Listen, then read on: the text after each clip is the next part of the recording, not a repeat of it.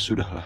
Semoga film The Corpse of Anna Fritz ini bisa memuaskan hasrat para filman duniawi kita, terutama untuk saya pribadi, karena saya butuh ending yang benar-benar mengencerotkan dan tidak menggantung seperti si Johnny.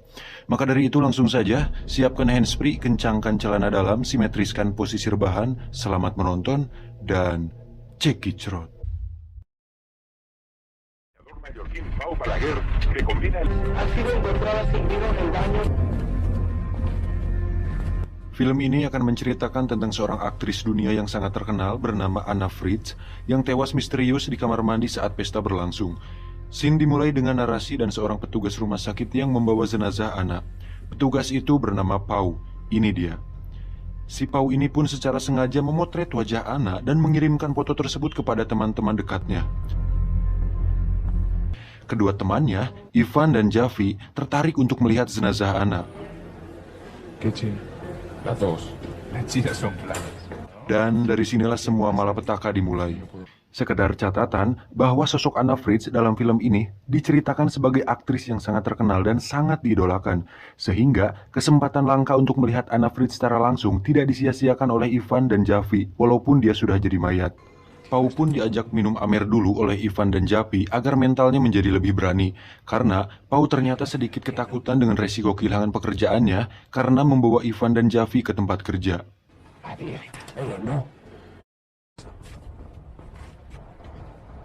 Un montón de papeleo y un sofá.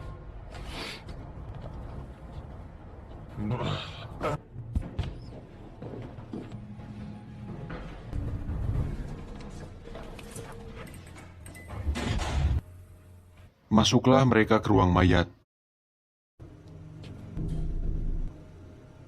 Saat kain dibuka, betapa kagumnya mereka bisa melihat Anna Fritz secara langsung.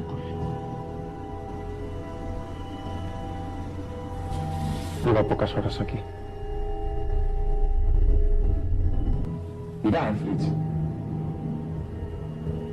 Ivan pun langsung meraba mountain-nya si Anna dan itu sangat gila. Mayat loh itu. Agar suasana semakin meriah, Ivan pun mengeluarkan narkoba yang sudah dia bawa, dan mereka pun mengkonsumsinya. Setelah agak ngefly, Ivan pun kembali menghampiri mayat Anna lagi. Dan entah apa yang ada di pikirannya, si Ivan pun mengutarakan sebuah ide gila untuk melakukan pengenceritan kepada mayat Anna. What the fuck, man? Javi sendiri yang sejak awal ketakutan berusaha keras untuk tidak terlibat. Tapi, ia tak sanggup melarang keinginan kedua temannya tersebut. Akhirnya, Ivan pun melakukannya. No se va a tirar.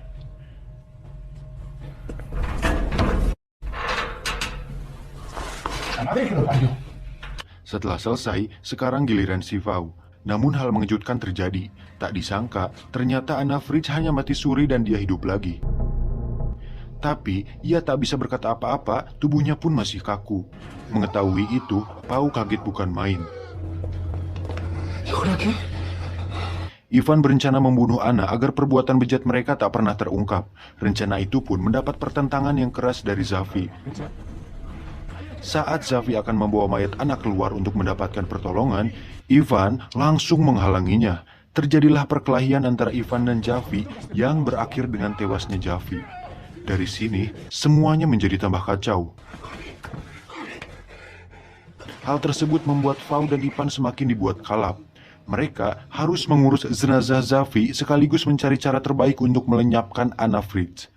Ivan lalu menyuruh Pau untuk mengikat tangan dan kaki si Anna yang sudah mulai bisa bergerak. Kemudian, dia sendiri memutuskan mencari tempat sampah di luar untuk membawa mayat si Javi keluar dari sana. Sementara itu, Pau sedang membersihkan darah Javi yang berceceran di ruangan lain. Anna pun mengambil kesempatan itu untuk kabur dari sana. Dengan tubuh yang masih leles, dia pun pelan-pelan mengesotkan badannya menuju ke sebuah lift. Ivan yang sudah kembali ke ruang jenazah langsung mencari Anna setelah menyadari Anna sudah hilang dari sana. Saat sudah sampai di lift dan pintu mulai tertutup, tiba-tiba Ivan muncul dan menyeret Anna kembali ke ruang jenazah.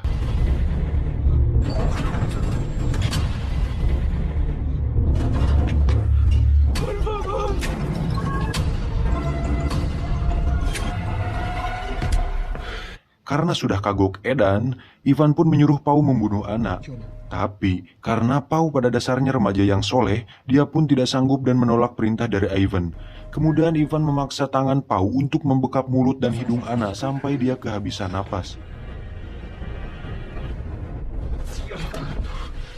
Ketika masalah si Ana sudah beres, Ivan pun membawa mayat Javi keluar dari sana. Fau kemudian merapikan dan membereskan pekerjaannya. Tapi saat dia akan pulang, tiba-tiba Ana batuk. Saat dicek, ternyata Ana masih hidup.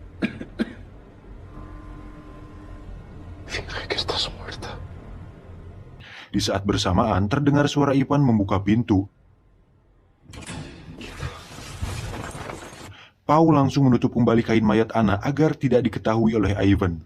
Mereka pun pulang. Saat sudah beberapa meter dari ruang jenazah, Ivan pun baru menyadari bahwa kartu member Alfamart-nya tertinggal di ruang mayat. Mengetahui hal tersebut, Pau berusaha mencegahnya, namun Ivan tetap kekeh.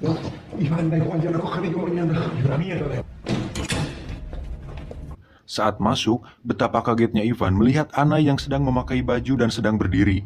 Ivan yang menyadari bahwa Ana ternyata pura-pura mati dan Pau menyembunyikan hal tersebut dari dia, Ivan langsung menghajar Pau. Tak diduga, Ana langsung menikam leher Ivan dari belakang menggunakan gunting. Ivan seketika tewas.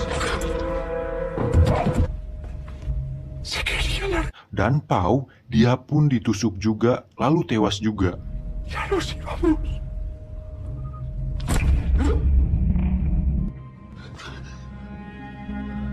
Terakhir, dia menusuk perutnya sendiri.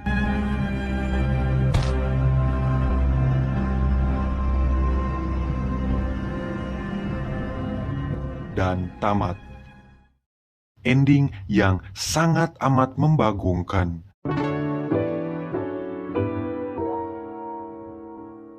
Rangkum film kali ini mungkin terasa singkat karena memang alurnya sederhana dan lebih banyak diisi dengan dialog antar pemain. Tapi terlepas dari bagus atau tidaknya film ini, banyak hal sebenarnya yang menjadi tanda tanya bagi saya pribadi. Di antaranya, bagaimana Ana bisa hidup lagi? Mungkin mati suri, oke lah bisa. 2. Bagaimana kondisi mayat yang hidup lagi bisa ngesot dan dalam hitungan jam sudah bisa berjalan dan berdiri? Secara medis dan ilmu kedokteran mungkin itu bisa saja terjadi. Oke lah, siap. 3. Ini yang paling membangsatkan.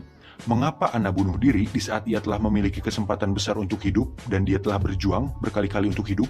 Nah loh, apa karena dia merasa kotor dan tidak mempunyai hasrat untuk hidup lagi? Itu semua tidak dijelaskan dalam film. Dan menurut saya karakter Anna Fried juga tidak tergali dengan baik di film ini. Setidaknya Jendo dan Hannah Grace masih diberi clue lah di dalam filmnya. Tapi terlepas dari itu semua, pesan yang bisa kita ambil dari film ini adalah bahwa terkadang kesenangan yang bejat dan menjijikan dapat menjadi awal kehancuran.